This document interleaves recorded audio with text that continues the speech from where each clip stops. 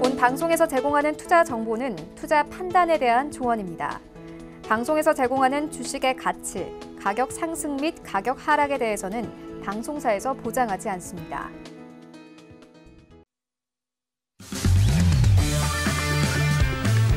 안녕하세요. 고수는 지금의 김성희입니다. 어제 미증시는 2거래일 연속 1% 넘게 상승 마감했습니다.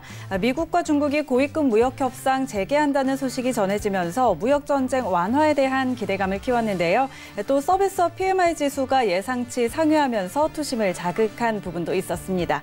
자, 오늘 미증시는 혼조세 보이고 있습니다. 비농업 고용 지수가 예상치 하회하는 수치로 발표가 됐지만 경제 성장 둔화를 우려할 만한 수준은 아니었다는 평가가 나오고 있습니다.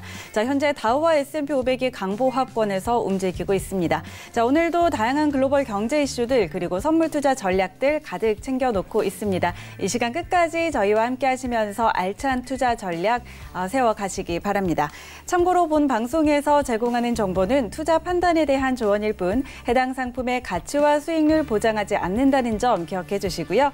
고수는 지금은 자본시장통합법 준수하고 있습니다. 1:1 투자 상담과 유사 수신행위 그리고 무인가 영업행위 등 모든 불법 사항들 엄격하게 금지하고 있다는 점 고지해 드립니다. 자, 오늘 함께할 마스터 소개합니다. 오늘은 양세동 마스터와 함께합니다.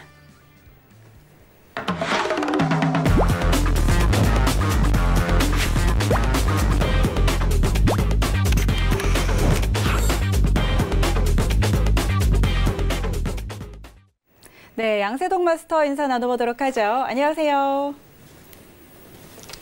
네, 안녕하세요. 양세동 마스터입니다. 이름이 좀 삐뚤어졌네요. 오랜만입니다, 여러분들. 너무 자주 못 찾아뵈서 죄송하고요. 전일 이제 미중무역 관련해서 굉장히 호재가 떴어요. 사실 이 부분 관련해서 오늘 좀 더 면밀하게 얘기를 드릴 예정이며, 지금 여러분들 제일 궁금하신 분이 이제 미 증시에 대한 고가 갱신 자체가 한 번 더 가능할 것인가, 이 부분을 논점을 많이 삼을 것 같아요. 충분히 이 부분에 대해서 가능하다고 어필을 많이 해왔었는데 호재가 나온 만큼 어떤 가능성이 굉장히 넓어지는 시장이 열린다, 이렇게 첫 번째로 설명드리고, 미증시 부분 할 때 오늘 고수는 지금 시간에서 자세하게 설명드리도록 하겠습니다. 한 시간 동안 잘 부탁드리겠습니다. 네, 자, 오늘도 미중 무역 분쟁 협상에 관한 이야기와 관련해서 미 증시에 대한 이야기까지 가득 풀어드릴 테니까요. 이 시간 끝까지 함께해 주시고요. 자, 저희 방송 유튜브로도 함께하실 수 있습니다. 유튜브 검색창에 서울경제TV 검색하시면 라이브 방송 보실 수가 있고요. 고수는 지금은 채팅창 참여도 가능합니다. 채팅창에 방송 보시면서 궁금한 점들 질문 남겨주시면 저희 마스터가 방송 중에 답변해 드릴 테니까요. 여러분의 많은 참여 기다리고 있겠습니다.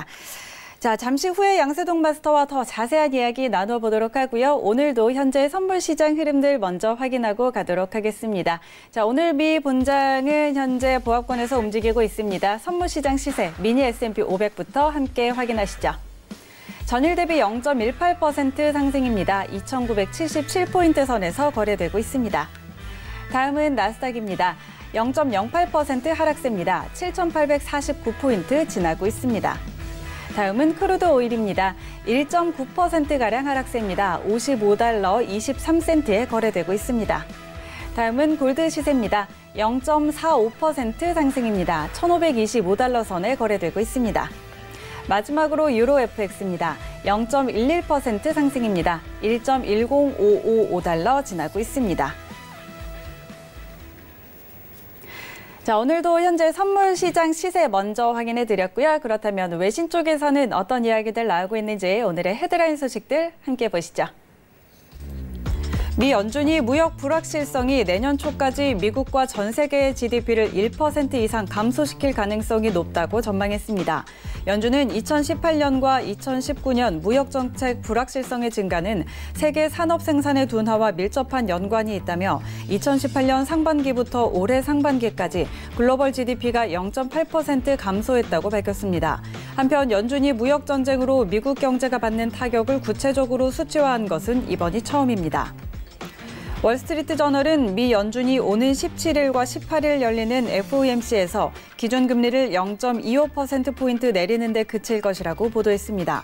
연준 관리들의 연설과 인터뷰를 토대로 연준 내부에서 기준금리 0.5%포인트 인하에 대한 이견이 상당하다며 이같이 전망했습니다. 한편 전문가들은 8월 서비스 지표 호조로 인해 금리 인하 근거에 의문이 제기되지만 보험용 금리 인하는 필요하다고 진단하고 있습니다. 유로존 최대 경제국인 독일 경기가 연일 악화하면서 침체에 들어섰다는 진단이 나왔습니다. 독일 연방통계청에 따르면 7월 산업생산지수는 전월 대비 0.6%포인트 하락한 101.2를 기록했습니다. 전년 대비 4.2%포인트 하락한 수치입니다. 이에 대해 독일 경제부는 산업 성장 동력이 아직 약하다며 상황이 개선될 것으로 보이지 않는다고 발표했고, 전문가들은 독일이 경제 침체에 진입했다고 평가하고 있습니다. 중국이 이란의 석유, 가스 산업에 2,800억 달러를 투자할 것이라는 보도가 나왔습니다. 중국의 투자는 2016년 양국 간 합의된 4천억 투자 협정의 일부라고 전해졌습니다. 이 투자 대가로 석유와 가스 및 석유화학 제품들을 할인된 가격에 구매하게 되며 프로젝트 사업 인수권을 우선적으로 갖게 됩니다. 한편 중국과 이란 간 구체적인 투자 합의 내용은 미국의 보복을 우려해 공개되지 않았습니다. 네, 오늘의 헤드라인 소식들 전해드렸습니다. 지금부터 양세동 마스터와 함께 헤드라인 소식들 하나씩 더 자세하게 짚어보도록 하겠습니다. 자, 첫 번째 소식입니다. 연준이 작년부터 시작된 트럼프 행정부의 무역정책 불확실성으로 인해서 미국과 전 세계 GDP가 내년 초까지 각각 1% 이상 감소할 것이라는 진단을 내놨습니다. 자, 보고서를 통해서 이런 진단을 냈는데 이 보고서에 의하면 중국뿐만 아니라 멕시코, 캐나다 그리고 EU 등의 고율 관세를 위협하면서 호전적인 무역 정책을 펼쳤기 때문에 이 불확실성의 충격이 발생했다고 전해졌습니다. 작년 상반기부터 올해 상반기까지 글로벌 GDP가 0.8% 감소한 것으로 추산을 했는데요. 그동안 트럼프 행정부의 무역 정책이 미치는 경제적인 영향을 연구한 사례는 많았지만 이렇게 연준이 직접 이렇게 불확실성의 경제적 손실을 계량한 거는 이번이 처음이라고 하는데, 자, 이런 부분 어떻게 볼 수 있을까요? 네, 사실 이제 연준에서 나오는 내용 자체는 굉장히 중요한데, 이제 대놓고 이제 미중 무역에 대한 불확실성에 대해서 수치화 언급했다는 부분이 좀 주요 포인트인 것 같아요. 네. 네. 지금 앵커님께서 얘기를 한번 했었지만은 한 번 더 말씀을 드리도록 하겠습니다. 네, 무역 전쟁으로 미국 경제가 타격받는 타격을 구체적으로 수치화한 것이 이번이 처음이다. 이 부분이 좀 중요할 것 같고요.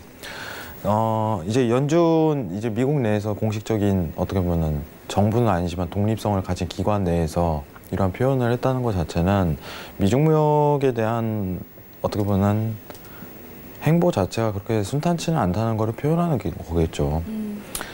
단순히 경제적인 측면만 본다면은 어떻게 보면은 미국은 이제 하향세에 대한 경제가 앞으로도 진행될 가능성이 굉장히 높아요. 근데 제가 이제 시청자분들한테 언급드리고 싶은 부분은 정확하게 찝자면은 경제가 좋지 않다고 해가지고 증시가 떨어지는 건 아닙니다. 증시는 기대감이에요. 단순히 어떤 시황적인 반영이라든가 이런 게 더 이루어질 가능성이 높다고 평가를 드린 부분이고, 사실 이제 전일 여러분들 이제 고수는 지금을 보신 분들은 기억하시겠지만은 이제 미중 무역에 대한 회담 자체가 10월에 열릴 것으로 예정이 돼 있어요. 중국 쪽에서 굉장히 긍정적으로 시그널을 보낸 상태예요. 네.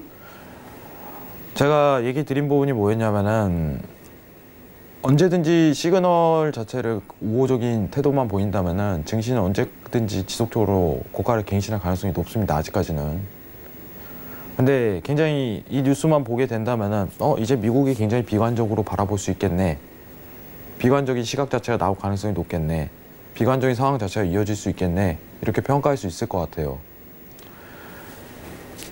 네, 여러분들한테 언급을 드리지만은 이 GDP라는 거는 굉장히 거시적인 환경이에요.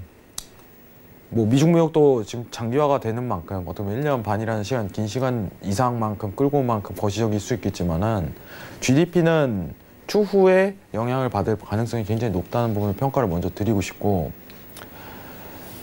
지금은 사실상 이제 미중 무역에 대한 방향성으로 증시에 대한 방향성이 결정된 가능성이 더 높다고 평가를 드리고 싶어요. 단순히 오늘 연준이 GDP 1% 감소 이렇게 얘기가 나온다지만은 단순한 조정이 이를 가능성이 굉장히 큽니다. 전일, 전전일 상승 랠리를 이끌었던 단순 조정. 단기적인 시황적으로만 나올 가능성이 높아요. 전제를 깔자면은 우호적인 한 발 더 앞서간 우호적인 평가가 내려지지 않는다는 가정하에 오늘은 조정 장세가 좀 열릴 가능성이 굉장히 높다는 부분을 먼저 평가드리고 싶고, 가장 중요한 거는 여러분들이 힘들어하지 않으셨으면 좋겠어요.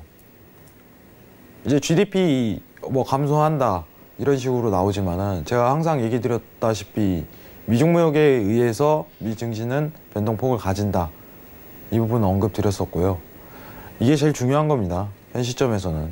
왜 그러냐면은 1년 반 동안 그래왔어요. 갑작스럽게 시장이 안 좋다, 뭐 GDP가 떨어진다, 지표가 좋지 않다고 해갖고 증시가 떨어지는 것보다 미중무역이 어떤 방향성으로 흘러갈 것인가에 대한 판단으로 증시에 대한 방향성을 확보하는 게 우선순위라고 보고 있습니다. 이게 더 중요한 거예요. 참고하시길 바라겠고요. 일단은 중요한 것 자체는 수치한 거는 처음이다. 이 부분은 좀 기억할 만합니다. 연준에서 이제 대놓고 이제 미중무역에 대한 불확실성을 언급한 이 사례이기 때문에 좀 집중할 만하지만은 증시에는 큰 타격이 없을 걸로 보인다. 현 시점에서는. 이게 제가 내리는 평가입니다. 이상입니다.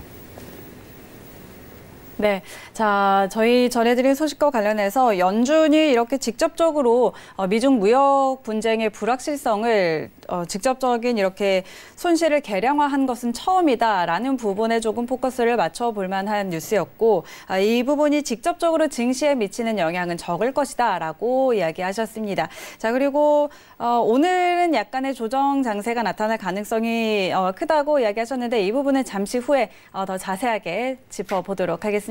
자, 다음 헤드라인 소식으로 넘어가 보도록 하죠. 월가 전문가들과 외신들이 연준이 9월에 0.25%포인트 금리 인하를 할 것이라고 내다보고 있습니다. 자, 17일과 18일 FOMC 회의가 열리는데요. 자, 0.5%포인트의 공격적인 인하 가능성은 적다는 게 지금 시장의 컨센서스인 것 같고요. 자, 며칠 전에 제조업 지표는 부진하게 발표가 됐고, 그런데 또 서비스 지표는 호조를 보였습니다. 자, 그리고 조금 전에 오늘 발표된 비농업 고용지수는 예상치 하회한 것으로 발표가 됐는데요. 자, 내일 새벽에 제롬 파월 연준 의장의 연설이 또 예정이 돼 있는 상황인데, 연준의 9월 추가 금리 인하 전망 좀 어떻게 보고 계신가요? 네, 일단은 제 기준부터 결론부터 먼저 말씀드리는 게 좋을 것 같아요. 네. 뭐 많은 분들이 이 부분에 대해서 굉장히 궁금하신 부분이 많으실 테니까 0.25%가 가장 높습니다. 가능성이. 이 부분은 좀 여러분들이 집중하셨으면 좋겠고요. 네. 지금 중요한 거는 뭐 내일 연설이 있다고는 하지만은 뭐 같은 얘기가 나올 가능성이 굉장히 커요.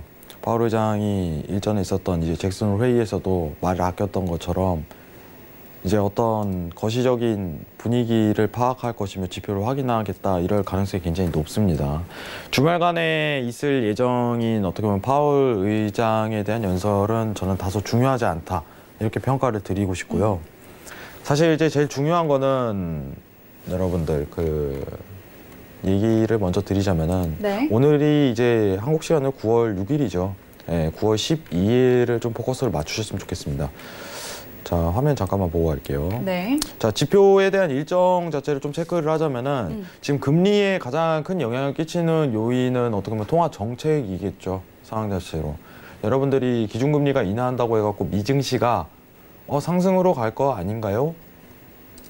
이렇게 판단하신다면 오산이에요. 금리에 대한 영향성으로 이제 미증시가 반등이 일어나는 것은 굉장히 다소 약하다. 오히려 이제 유로에 대한 관련성, 이 부분이 호주 달러, 그리고 네. 뭐 또 하나 추가하자면은 오스트리아 달러, 뭐 이렇게 볼 수 있겠는데, 그리고 이제 파운드도 있겠죠. 근데 중요한 거는 지금 지표가 12일 날 중요한 게 다 몰려 있어요, 여러분들. 자, 첫 번째 중요한 지표는 뭐냐면은 9월 12일입니다. 정확히 다음 주 연휴 때네요. 참, 연휴 때 방송을 해야 되는데 고순을 지금을 좀 아쉽습니다, 여러분들. 네. 연휴 때 서울경제에서 이런 부분에 대해서 좀 자세히 논의하면 좋겠지만은 12일 날 이제 유로존에서 통화 정책 발표가 있어요. 네. 이건 굉장히 중요합니다, 여러분들. 올해 가장 임팩트 있는 지표가 될 가능성이 높다고 여러분들한테 평가를 드리도록 할게요. 자, 두 가지로 나뉘겠죠. 유로 지표 그리고 미국 지표. 자, 유로에서는 통화 정책 발표가 있고 미국에서는 금리 인하를 할 가능성이 높은지 0.5포인트인지 0.25포인트인지 결정하는 그냥 근현 소비자 물가지수 발표가 있어요. 자, 화면 한번 다시 보도록 하겠습니다. 같은 날입니다, 여러분들. 유럽 중앙은행 통화 정책 금리 결정도 있겠지만은 뭐 내용 자체도 있습니다. 근데 중요한 거는 근원 소비자 물가지수가 바로 이제 추후에 몇 시간 뒤에 열린다. 이 부분 좀 먼저 집중해 볼 만하고요. 중요성을 따진다면은 저는 무조건 선순위가 유로 지표입니다. 사실 이제 기대감이 굉장히 줄어든 상태예요. 다수의 투자자들은 지금 미국이 금리 인하를 할 것으로 보고 있습니다. 지금 이 상황에서 0.5%를 내린다는 건 사실상 굉장히 희박해요. 예상치를 한번 보도록 할게요. 미국 쪽부터 먼저 보도록 하겠습니다. 자, 근원 소비자 물가지수 YY를 본다면은 예상치가 2.3%예요.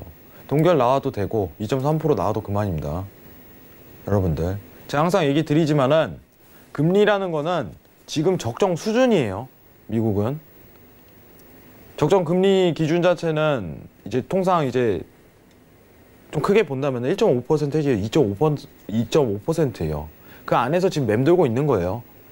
미국이 금리 인하를 한다고 하지만은 강하게 양적 완화를 시도하는 건 아닙니다. 적정 금리 수준이기 때문에 이해하셔야 됩니다. 그리고 다수의 투자자들이 미국은 기준금리가 인하할 걸로 보고 있습니다. 그럼 시장에 대한 반영 여부가 굉장히 작다는 거예요. 그만큼. 자, 근데 중요한 거는 유로존에서 통화 정책 자체가 굉장히 임팩트가 셀 가능성이 높아요. 지금 상황에서는. 금리를 인하할 가능성에 대해서 추후 이제 공개적으로 나갈 가능성이 굉장히 높고 채권 매입 프로그램에 대해서 공개적으로 언급할 가능성이 높습니다. 현 상황은. 자, 2번 헤드라인은 3번 헤드라인 보면서 다시 한번 추가적으로 설명드리는 게 좋을 것 같습니다. 자, 유로 지표 자체는 3번 헤드라인 보고 다시 한번 설명드리는 시간 가지도록 하겠습니다. 이상입니다.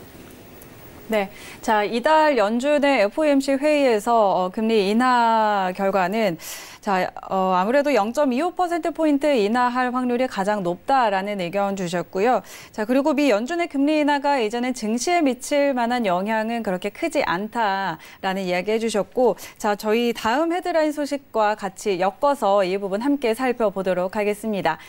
자, 유럽에 관한 이야기죠. 독일 경기가 연일 악화하면서 경기 침체에 들어갔다는 진단이 나오고 있습니다. 자, 7월 산업생산지수가 전월 대비 0.6%포인트 하락했고, 지난해와 비교하면 4.2%포인트나 하락한 수치인데요. 자, 그리고 지난달에는 2분기 GDP 0.1% 하락한 것으로 역성장했다는 소식도 전해드렸습니다. 자, 그리고 3분기도 역성장이 예상되는 상황인데, 독일 경제부에서도 상황이 나아질 것이라고 보지 않는다는 성명을 내놨습니다. 자, 이에 따라서 독일 정부가 재정 확장에 나서기도 했지만 별다른 효과는 보지 못하고 있다고 전해지고 있고요. 자, 그런데 다음 주에 저희 방금 전에 전해드린 대로 다음 주에 ECB 통화정책회의가 예정이 돼 있는데, 자, 이런 부분과 같이 좀 고려해서 어떻게 볼 수 있을까요? 네, 일단은 지금 3번 헤드라인을 좀 초점을 맞추고 싶은 거는 최근에 있었던 어떻게 보면은 우리나라죠. 예, 우리나라에 있었던 어떻게 보면 DLS 사태에 대해서 먼저 1차적으로 언급드리는 게 좋을 것 같아요. DLS 사태가 열렸던 거는 어떻게 보면은 분명히 가능성이 굉장히 높았어요. 마이너스 국채가 수익률 자체가 계속적으로 내려갈 가능성에 대해서 유로존에서 환경 그리고 언급 이런 부분이 계속적으로 있었습니다. 6월 초에 있었던 채권 매입 프로그램에 대한 언급, 금리 인하에 대한 가능성, 그리고 프랑스가 첫 국채에 대한 수익률 마이너스 상품을 내놨던 이 상황까지 전제로 깐다면은 충분히 가능성이 있던 시장이었어요. 충분히 가능성이 있던 시장이었어요. 근데 DLS 관련해 갖고 이제 독일 얘기 나오기 때문에 DLS 사태를 얘기를 드리는데, 당초 이제 독일이라는 나라 자체는 유로존에서 가장 탄탄한 나라로 꼽아요. 경제국으로. 유로존에서 1, 2위를 다투는 이런 경제국, 유로존에서 이런 나라를 뽑는다면 독일이 무조건 뽑힙니다. 그 정도로 어떻게 보면 내수시장이라든가 이제 외수시장 전반적인 통틀어서 굉장히 활성화가 돼 있는 나라이기 때문에 좋은 평가를 갖지만은, 문제 자체는 독일이 흔들린다는 거는 사실상 유로존의 위기인 거예요. 가장 쉽게 설명을 드리도록 하겠습니다. 각 국가에서 유로존에서 마이너스에 대한 수익률 상품을 내놓는다는 거는 유로존에서 사라는 겁니다. 대놓고. 지금 상황이 그래요. 여러분들 인지하셔야 됩니다. 그럼 유로존에서는 채권 매입 프로그램에 대해서 단행할 가능성이 어쨌든 간에 굉장히 높다는 거예요. 지금 달러 인덱스가 굉장히 위로 치고 있는데, 이 부분에 대해서 제가 미리 언급을 드렸을 거예요. 달러 인덱스가 앞으로 연말까지 강세가 나올 가능성이 굉장히 높다는 부분. 유로존이 너무 밑바닥이기 때문에 이렇게 물어볼 수 있어요.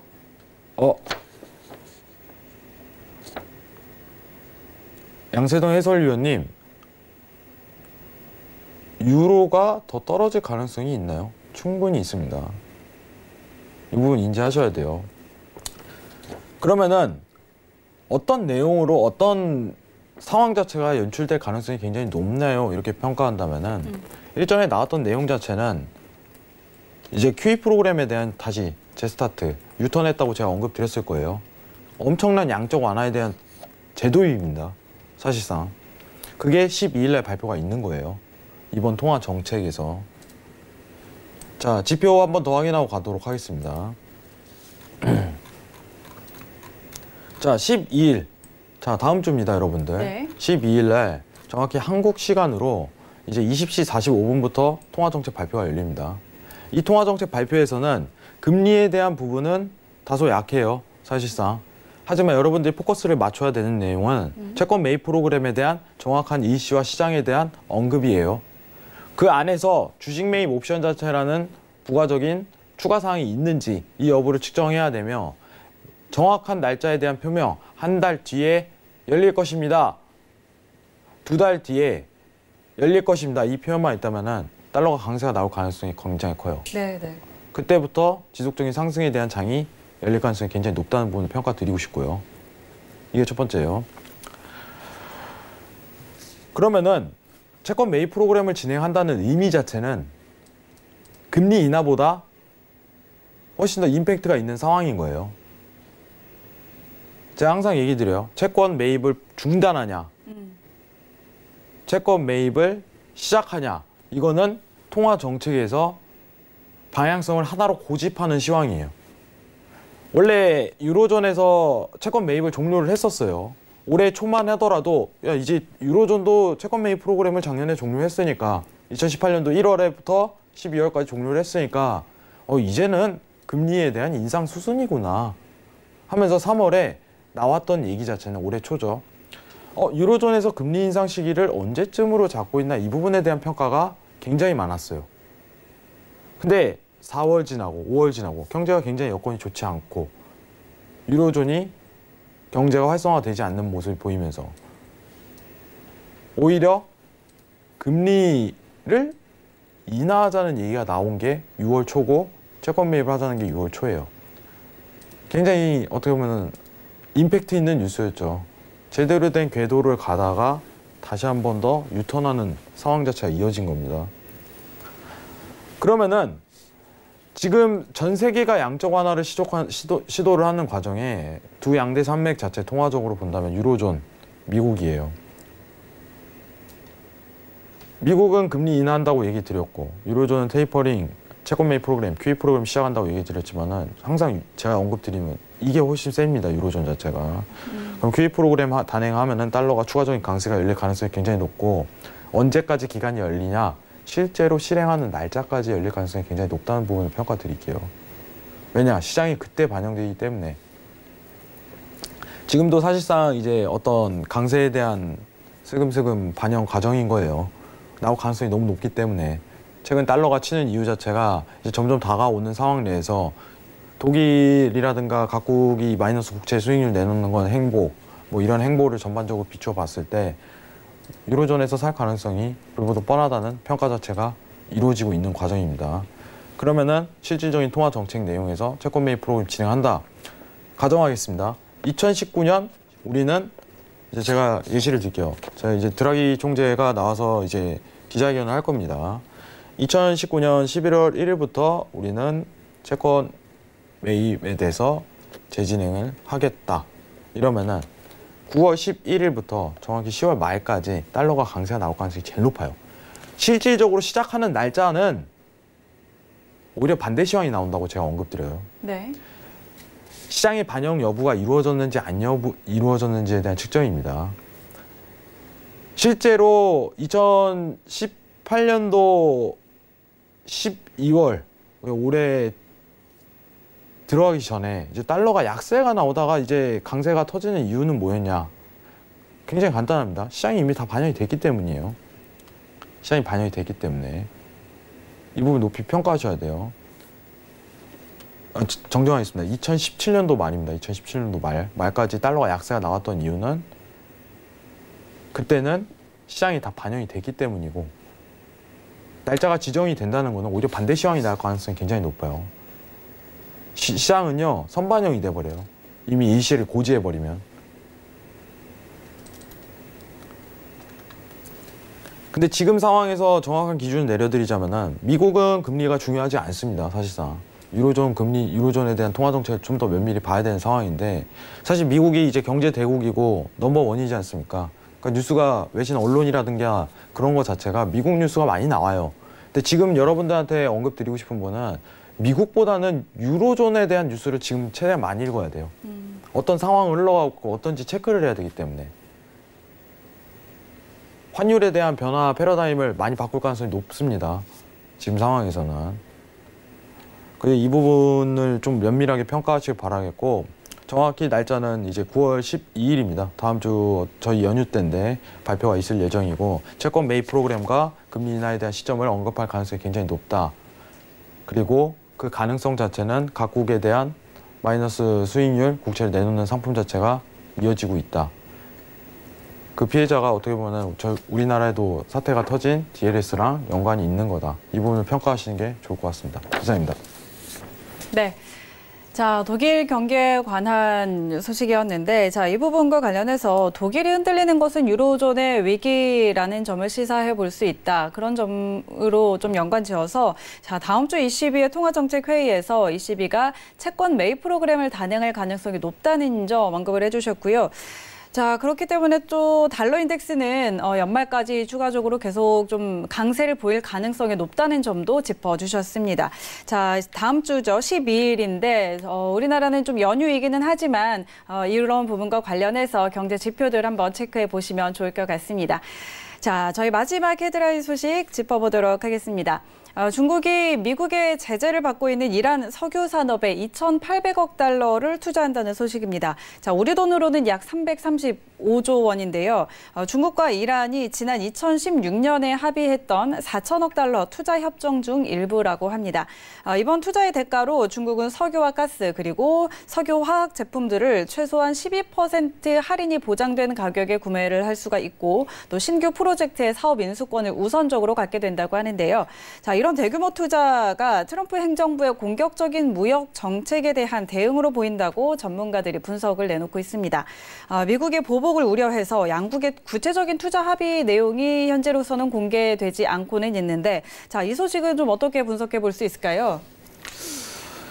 네, 일단은 선제적인 시각을 좀 바라볼 필요성이 있죠, 사실. 지금 유가 자체가 여러분 박스권 내에서 굉장히 힘든 구간에 속하고 있는데 제가 좀 이따 차트 보면서 기술적 분석을 좀 해드릴 거예요. 네. 네, 일단은 지금 중국이 이러한 석유 사업에 어떻게 보면은 2,800억 달러를 투자했다는 내용 자체는 미국에 대한 시각 자체가 굉장히 좋지 않게 평가될 가능성이 높아요. 상황적으로. 지금 대립이 계속 이어지고 있는 과정 내에서 이런 투자 자체가 이루어졌다면은 어쨌든 이란은 잘못이 아니겠지만은 명분은 될 수 있는 부분이죠. 이란에 대한 제재를 언제든지 열릴 가능성이 높다 이렇게 평가하는 부분이 첫 번째고, 갑작스럽게 이거를 명분하에 이란을 제재하게 된다면 유가 자체가 폭등할 가능성이 높습니다. 시장은 언제 변할지 몰라요. 갑작스럽게 미국이 이란 제재 그냥 시도하겠다, 너네 이거 철회해, 중국이랑 거래하지 마, 이런 식으로 태도가 나온다면은 유가는 상승으로 갈 수밖에 없습니다. 고점에 대한 어떤 평가 자체가 이루어지지 않는 상승 랠리가 이루어질 가능성이 굉장히 높고, 전제를 깔자면은 이란, 미국에 대한 확실한 언급이 있어야 돼요. 이란을 제재를 하겠다는. 그리고 좀 이따 기술적 분석을 통해서 네. 어떤 단가가 넘어가면은 유가에 대한 상승 랠리가 지속적으로 이루어질 가능성이 굉장히 높다. 이 부분을 먼저 언급드리면서 좀 이따 차트 보면서 4번 헤드라인 다시 한번 살펴보는 시간 가지도록 하겠습니다. 이상입니다. 네. 자, 유가와 관련해서는 미국과 이란 간의 관계에 대한 어떤 정확한 언급이 있어야겠다라는 의견 주셨고요. 자, 이 부분 관련해서는 잠시 후에 저희 업앤다운 코너에서 더 자세하게 짚어보도록 하겠습니다. 지금까지 양세동 마스터와 함께 오늘의 헤드라인 소식들 자세하게 짚어드렸고요. 자, 그렇다면 현재 시세 어떻게 움직이고 있는지 다시 한번 확인해 보도록 하겠습니다. 자, 미 본장은 3대 지수 모두 상승 전환한 상태입니다. 선물시장 미니 S&P 500부터 함께 확인하시죠. 자, 전일 대비 0.29% 오름세입니다. 2,980포인트 지나고 있습니다. 다음은 나스닥입니다. 0.01% 오름세입니다. 7,857포인트 지나고 있습니다. 다음은 크루드 오일입니다. 1.83% 하락세입니다. 55달러 27센트에 거래되고 있습니다. 다음은 골드 시세입니다. 0.21% 오름세입니다. 1,522달러 선에서 거래되고 있습니다. 마지막으로 유로 FX입니다. 0.05% 오름세입니다. 1.10490달러 지나고 있습니다. 자, 선물시장 시세 다시 한번 확인해 드렸고요. 본격적으로 오늘 양세동 마스터와 함께 다뤄볼 이슈 확인해 보도록 하겠습니다. 화면으로 확인하시죠. 첫 번째 이슈 나스닥입니다. 미중 무역 협상 재개 기대감 커진 가운데 신중론도 확대되고 있습니다. 두 번째 이슈 크루드 오일입니다. 예멘 반군이 사우디의 보복 미사일 공격 감행했다는 소식에 중동 지역 리스크 커지고 있습니다. 세 번째 이슈 골드입니다. 미국의 양호한 경제 지표에 경기 침체 우려 완화되고 있습니다. 자, 오늘도 세 가지 이슈 준비해 놓고 있습니다. 먼저 첫 번째 나스닥부터 함께 짚어보도록 하죠. 자, 미중 무역 협상 낙관론이 재부상하면서 글로벌 증시가 상승을 했는데, 자, 시장에서는 양측의 대화는 하고 있지만 의미 있는 진전은 없을 것이라는 신중론이 또 확대가 되고 있습니다. 자, 이런 부분 관련해서 오늘 구간 나스닥은 어떻게 대응해 보면 좋을지 대응 전략 들어보도록 하죠. 업앤다운 들어봅니다. 하나, 둘, 셋. 네, 오늘 나스닥은 매수 의견 주셨네요. 어떤 전략일까요? 사실 지금 시장 상황 자체가 60분봉을 좀 필두로 하는 게 가장 좀 이상적인 태도인 것 같아요. 네. 이제 제가 누누이 좀 얘기를 드리지만은 이슈가 섞여 있는 상황이라면은 추세를 먹고 들어가기 굉장히 좋은 여건입니다. 전일, 전전일 해갖고 좋은 시황 자체가 지속적으로 이루어진 여건 내에서 갑작스러운 폭등이 아닌 그만한 중국에 대한 답변이 있었기 때문에, 중국의 우호적인 시각이 있었기 때문에 상승에 대한 기준점이 펼쳐질 가능성이 높다. 이 부분이 제 평가고요. 자, 최근 들었던 시황을 조금 다시 한번 복기를 하는 것 자체가 오히려 좀 더 좋을 것 같아요. 지금 시간 상황에서는. 자, 최근 있었던 시장 자체가 일단은 미증시에 대한 미중 무역에 대한 비관적인 시각 자체가 나왔었어요. 추가 관세를 하겠다는 미국의 갑작스러운 태도가 있었네. 그리고 나서 다시 긍정적으로 검토하겠다는 번복이 있었어요, 상황 자체가. 그러면서 다시 재반등이 이루어지다가 박스권 랠리로 최근 시황이 나오면서 중국 쪽 시황이 덧붙여지면서 상승에 대한 기류를 탄 겁니다. 상황적으로. 간단합니다. 그만큼 시황이 지금 중요한 시장이에요. 근데 거시적인 환경에서는 제가 언급드렸다시피 중요한 건 뭐였냐면은, 자, 딱 이거였어요, 여러분들. 7,300에 대한 이탈이 나오기 전까지 매수를 보세요, 여러분들. 7,300은 굉장히 중요한 라인이었습니다. 그만큼 7,300이라고 제가 얘기 드린 거는 그 단가까지 흘러내린다면은 추가적으로 매수를 볼 필요성이 확실히 없어진 겁니다. 시장 상황 자체가 기술적 분석을 통해서만 얘기 드립니다. 시황이 어떻게 나왔는지 실시간에 대처하지 못하는 분들을 위해서 7,300이라는 단가 자체를 제가 저번 시간에 나온 지 오래됐죠. 네. 일주일 만에 나왔나요, 제가? 그렇죠. 일주일이 넘은 것 같아요. 네. 그래가지고 그때는 제가 그렇게 얘기 드렸는데 그 안에서 또 시장 상황이 이렇게 갑작스럽게 급변했고 우호적인 내용이 나온 만큼 상승에 대한 랠리를 탄 겁니다. 자, 오늘 단가 기준으로 좀 굉장히 중요한 자리를 일단 언급드리도록 할게요. 제가 매수를 튼 이유 자체는 이제 일목균형표상 기준선 위치 값이 굉장히 중요한 시점입니다. 추가적인 분위기를 받냐 안 받냐 결정하는 구간대고 오늘 당일 저점에 대한 이탈 자리가 없을 시 매수에 대한 포지션을 지속적으로 유지하시는 걸 권유드려요.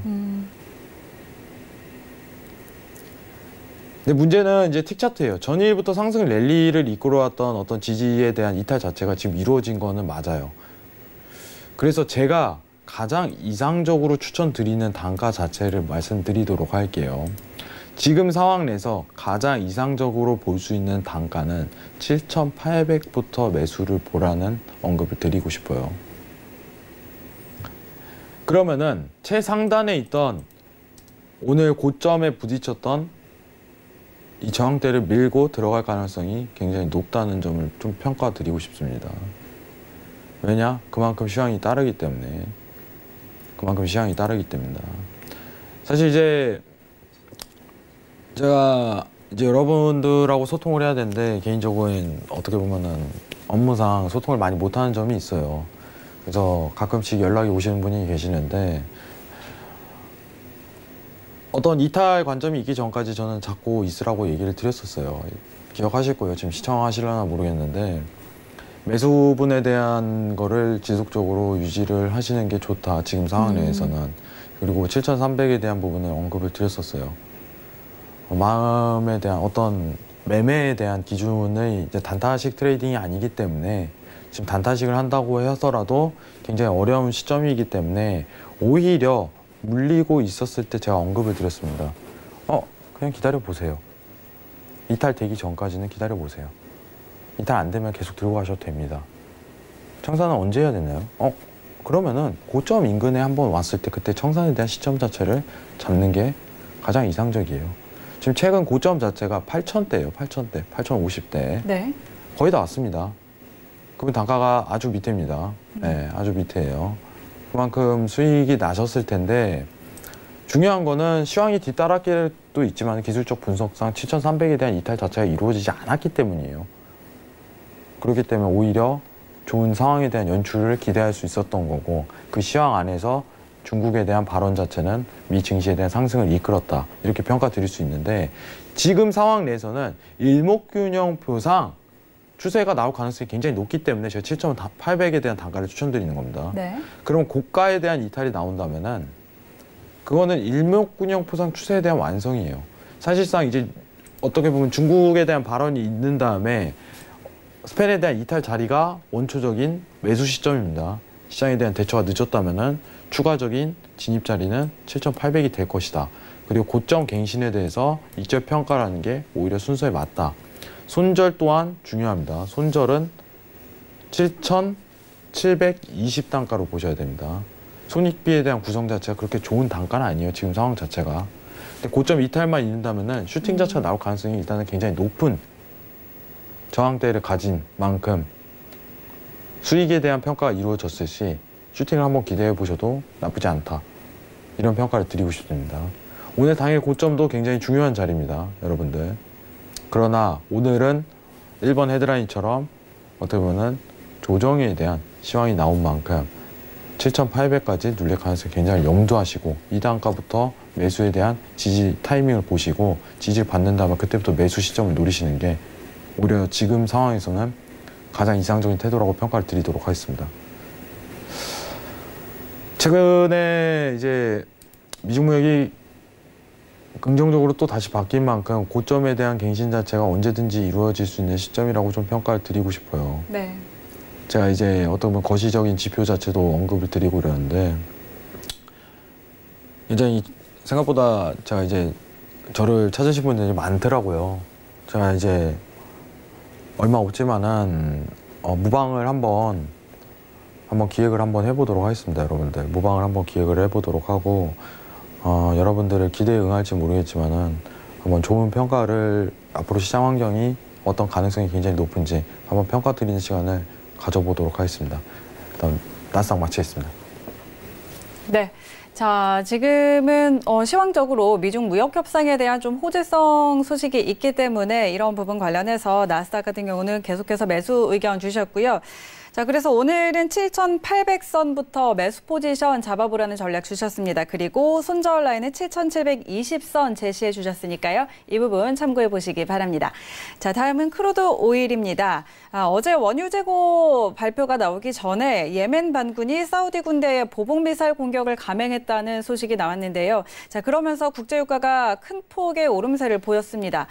이번 사태가 양국 간의 관계뿐만 아니라 또 미국과 이란 간의 협상 전망도 불투명하게 만들 것이다라는 이런 우려가 나오고 있는데요. 자, 오늘은 좀 하락세를 보이고 있습니다. 오늘 구간에서 좀 크루드 오일은 어떤 전략 가져가 보면 좋을지 대응 전략 짚어보도록 하겠습니다. 업앤다운 들어보죠. 하나, 둘, 셋. 자, 오늘은 관망이네요. 크루드 오일은 어떻게 볼까요? 사실 지금 상황 내가 매매하기가 좀 좋지 않은 타이밍이에요, 단가 자체가. 네. 그렇기 때문에 좀 웨이팅을 든 시점이 있으면서 이제 틱차트 트레이딩으로는 사실상 오늘 뭐 매도로 보신 분들은 굉장히 수익이 났겠지만은 사실 이제 추가적인 매도는 굉장히 힘든 자리다. 이 부분을 강하게 먼저 어필을 드리도록 할게요. 매도에 대해서 고민을 많이 했어요, 사실. 매도. 지금 한 차례 이제 자리 가능성에 대해서는 언급을 드리도록 하겠습니다.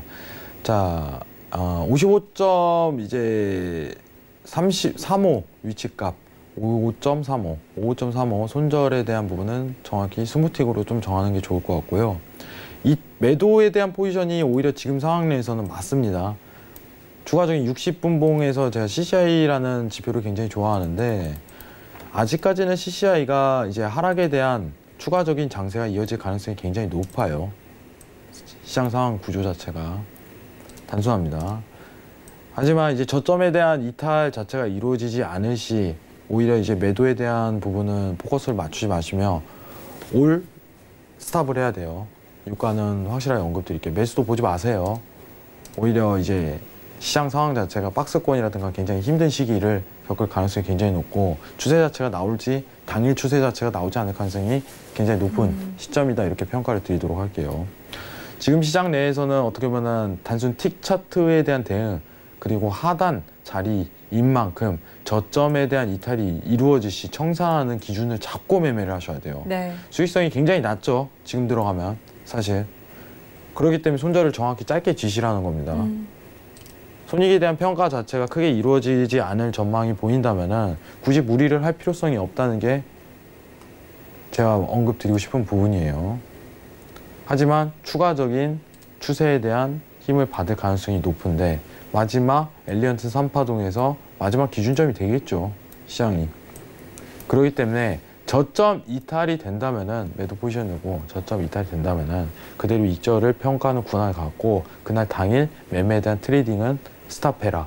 그리고 손절에 대한 포지션은 20틱으로 보유하되 20틱에 대한 손절이 넘어갈 시 그때도 매매를 스탑해라. 익절에 대한 기준은 매도만 볼 수 있지만은 매도에 대한 손익비 구성이 굉장히 짧은 시기인 만큼 짧게 단타식으로 하고 끝낼 가능성이 높다는 부분이 제 평가입니다.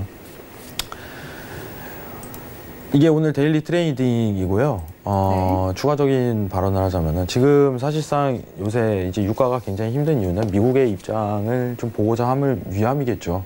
한 달 동안 어떻게 보면은 이제 한 달 동안 기간 동안 차트가 굉장히 추세적인 부분을 먹지 않고 굉장히 힘든 시기를 겪고 있는데 지금 어떻게 보면 장기적인 흐름상 정확하게 어떻게 보면 판단한다면은 58달러에 대한 이탈 자체가 이루어지면은 유가가 어디까지 갈지 모른다. 이 부분을 먼저 평가를 드리고 싶어요. 제일 큰 시황 자체가 사실상 이란 제재겠죠. 이란을 제재하냐 마냐에 따라서 유가에 대한 가격 변동폭이 굉장히 크게 이루어질 가능성이 높아요. 미국 쪽에서 그래 좋다. 이란은 이미 화해에 대한 제스처를 몇 번이나 보냈어요. 미국이 화해하자 하면은 이제 유가 자체가 내려가는 거고, 야 오늘 중국이랑 넌 손을 잡아? 너는 용서할 수가 없어. 명분을 제시하고 제재 한번 다시 하겠다 이러면은 유가는 폭등하는 거예요. 지금 단순히 박스권 랠리가 이루어지는 거는 시황이 없는 전제 하에서 가격에 대한 기준점입니다. 여러분들. 다수의 유가를 바라보는 시각 자체는 이란에 대한 제재에 포커스를 맞추고 있을 거예요. 작년에 어떻게 보면 74에서 이제 40까지 떨어진 유가에 대한 초장기 하락세는요. 이란 제재와 관련성이 굉장히 깊다고 말씀을 드렸었어요. 네네. 그 정도 빅 시황이고 큰 시황이에요. 유가 내에서는. 그러면 지금 시장 상황 내에서 미증시는 미중무역이고 유가는 이란 제재다. 이렇게 평가를 드리도록 하고요. 이란 제재가 실질적으로 이루어진다면은 유가는 58달러를 기본을 넘어서 60 그 이상을 바라볼 가능성이 추세적으로 굉장히 높다는 부분을 말씀드리도록 하겠습니다. 이상입니다. 네, 알겠습니다. 자, 크루드 오일에 관련한 의견 주셨으니까 이 부분 참고해 보시고요. 저희 마지막 골드로 넘어가 보도록 하겠습니다. 미국의 8월 서비스업 경기가 확장세가 가속화됐고 또 민간 부문 신규 일자리 수도 예상보다 늘면서 양호한 경제 지표를 보였습니다. 자, 그래서 어제는 큰 폭으로 좀 골드가 하락을 했는데 오늘은 소폭의 반등세 보이고 있는 상황입니다. 자, 오늘 구두 전략은 어떻게 가져가 보면 좋을지 업앤다운 들어보도록 하죠. 업앤다운 들어봅니다. 하나, 둘, 셋. 자, 골드는 관망 주셨네요. 골드는 어떻게 볼까요? 지금 최근 몇 달간 어떻게 보면 굉장한 골드가 상승폭을 이뤘어요. 제가 오늘 좀 차트를 보여드리고 싶은 부분은 뭐냐면은 네. 지금 틱 차트는 굉장히 무의미합니다. 사실 여러분들. 틱 차트는 굉장히 무의미해요. 데일리 트레이딩에 대한 기준이라든가 그거를 바라보기보다는 골드에 대한 전반적인 시장 상황에 대한 이해가 필요해요. 그게 오히려 좀 더 맞을 것 같고요. 상승에 대한 어떤 기준이 필요해요. 여러분들 지금 상황 내에서는. 정확한 어떻게 보면 표현 자체가 있어야지. 골드는 왜 올랐어요? 이런 질문을 받아야지 정상적인 거예요. 골드는 왜 이렇게 오르는 건가요? 이게 원초적인 질문이에요. 네. 원초적이지만 정확한 맥락을 찾는 기준이고 앞으로 향후 방향성에 대해서 어떻게 갈 가능성이 굉장히 높은가를 평가할 수 있는 시간이라고 생각을 해요, 저는. 골드가 오르는 거는 단순합니다, 여러분들. 양적 완화를 전 세계에서 시도하기 때문이에요. 몇 번이나 언급드리지만. 미중 무역 자체가 문제가 됐다면은 이미 올랐었어요, 작년부터. 하지만 6월부터 양적 완화, 통화 정책에 대한 전 세계적인 동시다발적인 시도 자체가 있었기 때문에 자금의 흐름 자체가 안전자산 쪽으로 몰릴 수밖에 없는 여건이 된 거예요. 그러면은 골드가 다시 한번 내려갈 수 있는 어떠한 기준은 뭡니까? 양적 완화를 푸는 거겠죠. 근데 9월 12일 날 유로존에서 양적 완화를 스타트를 강하게 할 가능성이 높고 미국 내에서는 금리 인하하겠다는 얘기가 나왔는데 골드가 풀릴까? 이거를 한번 스스로에게 던져보세요. 여러분들. 이게 더 중요한 것 같아요. 스스로에게 한번 질문을 던져보세요. 이게 왜 올랐으며 어떻게 흘러가고 있나가 중요한 거예요. 앞으로 어떻게 흘러갈 것인가. 그럼 제가 이제 달러 인덱스라든가 미국과 유로존에 대한 통화 정책을 설명드리는 이유 자체는 뭐냐면은 양적 완화에 대한 시도 자체가 6월 초라고 언급을 드리는 부분이 가장 밀접하게 좀 연관성을 지을 것 같아요.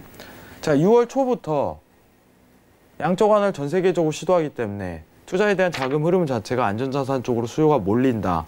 왜냐면은 투자할 때가 마땅치 않은 거죠. 외환이라든가. 네. 그러면은 지금 상황 내에서는 양적 완화를 전 세계적으로 시도할 가능성이 지속성이 높은 가운데 골드가 앞으로 고점을 찍고 떨어지겠냐 이것보다는 지지를 받고 반등할 가능성이 오히려 시장 상황 구조상 더 높은 거죠. 그러면은 여러분들은 기다릴 줄 아셔야 된다고 제가 평가를 드립니다. 네. 적어도 최하 1400 90, 1485에서 90 사이까지 웨이팅 할 줄 알아야 되며 네. 지지를 받는다는 일봉에 대한 기준이 있을 시 그때부터 매수에 대한 타이밍을 노리시는 게 최고의 상황이에요. 조정하겠다고 매도분을 먹으려고 들이대면요. 오히려 더 힘들어집니다. 며칠이고 기다리세요, 그냥.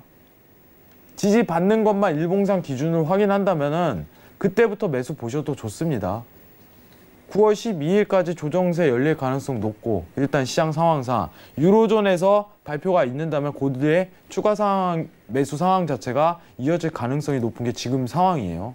네, 이 부분을 알겠습니다. 스스로에게 한번 던져보는 시간을 가지셨으면 좋겠습니다, 개인적으로. 이상입니다. 네, 알겠습니다. 자, 골드는 오늘 일단 관망 의견 주셨는데요. 일단 한 1485에서 1490선까지 웨이팅 했다가 눌림시 매수 의견 주셨습니다. 참고해 보시고요. 자, 오늘도 1시간 동안 가득가득 내용 전해드렸습니다. 벌써 마칠 시간이 됐는데요. 양세동 마스터와 인사 나누도록 하겠습니다. 오늘 말씀 고맙습니다. 자, 참고로 본 방송에서 제공하는 정보는 투자 판단에 대한 조언일 뿐 해당 상품의 가치와 수익률 보장하지 않는다는 점 기억해 주시고요. 고수는 지금은 자본시장통합법 준수하고 있다는 것도 다시 한번 알려드립니다. 오늘 저희가 준비한 내용은 여기까지고요. 저희는 다음 주 월요일 11시에 더 알찬 내용으로 찾아오도록 하겠습니다. 오늘도 함께해 주신 시청자 여러분 고맙습니다.